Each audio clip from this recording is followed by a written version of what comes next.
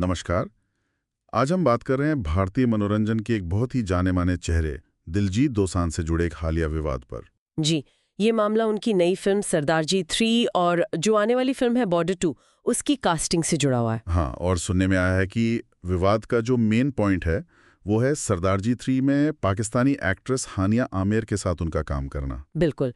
और ये चीज़ तब और बढ़ गई जब अप्रैल 2025 में पहलगाम में वो आतंकी हमला हुआ, जिसके बाद भारत पाकिस्तान के बीच तनाव काफ़ी बढ़ गया था। तो हमारे पास कई न्यूज़ रिपोर्ट्स हैं, कुछ आर्टिकल्स भी हैं।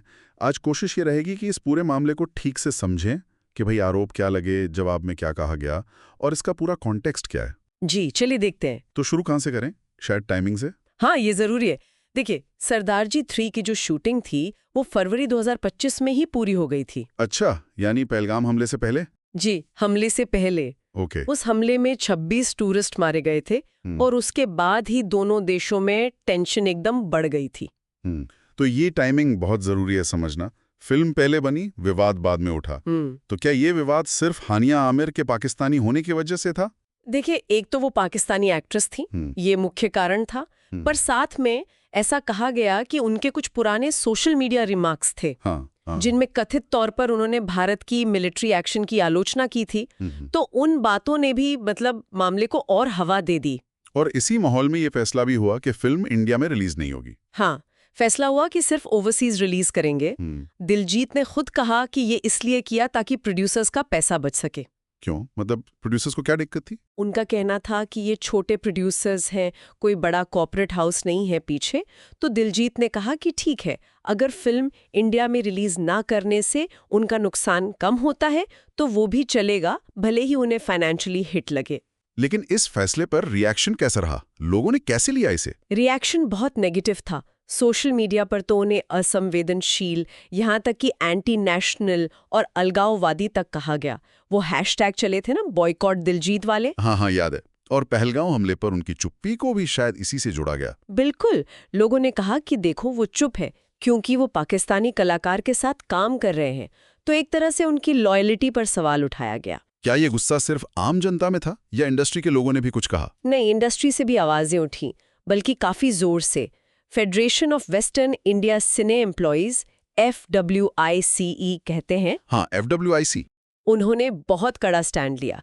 उन्होंने ना सिर्फ सरदारजी 3 की निंदा की, बल्कि बॉर्डर 2 और इम्तियाज अली के एक और प्रोजेक्ट में दिलजीत की कास्टिंग पर भी सवाल उठाए। उनका क्या कहना था? मतलब किस आधार पर? FWIC का कहना था कि उनका एक ऑफिशियल निर्देश है कि पाकिस्तानी कलाकारों के साथ काम नहीं करना है और दिलजीत ने उसका उल्लंघन किया है। अच्छा। उन्होंने इसे राष्ट्रीय भावनाओं का गंभीर अपमान कहा और ये भी कहा कि यह हमारे सशस्त्र बलों के बलिदान का अनादर है। ओह, ये तो बहुत स्ट्रॉन्ग वर्ड्स हैं। जी, उन्होंने प्रोड्यूसर से कहा कि वो दिलजीत के साथ अपनी एसोसिएशन पर दोबारा सोचें।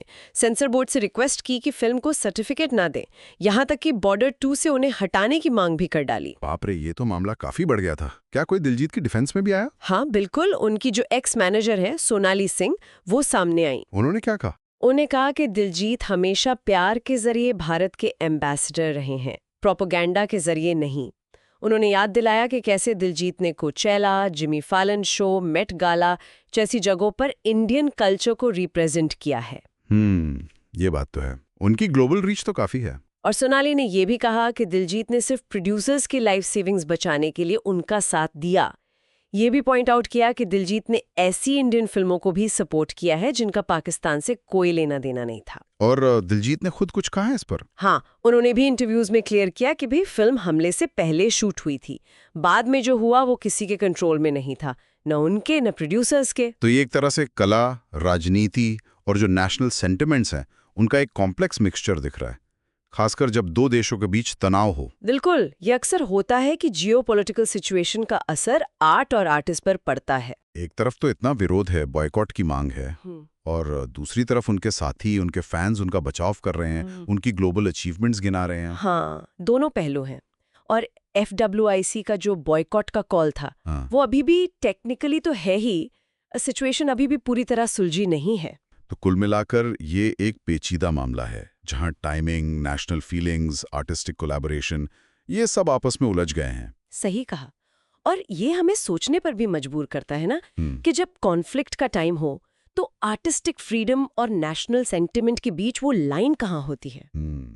जब आर्टिस्ट बॉर्डर पार काम करते हैं तो क्या पॉलिटिकल नतीजों की जिम्मेदारी सिर्फ आर्टिस्ट की है या प्रोड्यूसर की या फिर हम ऑडियंस की भी? ये वाकई सोचने वाली बात है।